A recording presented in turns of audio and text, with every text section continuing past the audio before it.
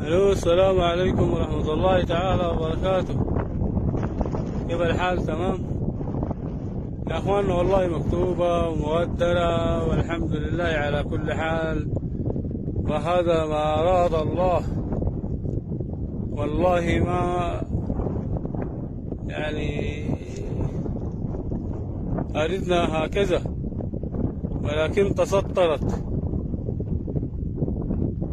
وهذا ما أراد الله. لن نخطط لها، ولكن هذه إرادة الله.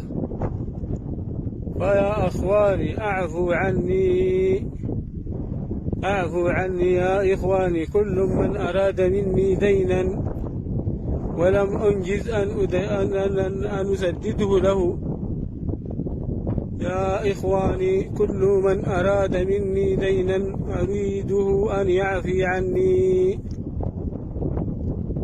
والله هذا لن أخطط له، وهذه هي مشيئة الله.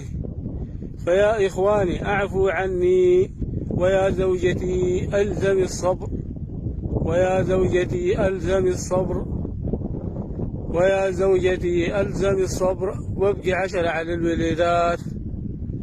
وهذه إرادة الله.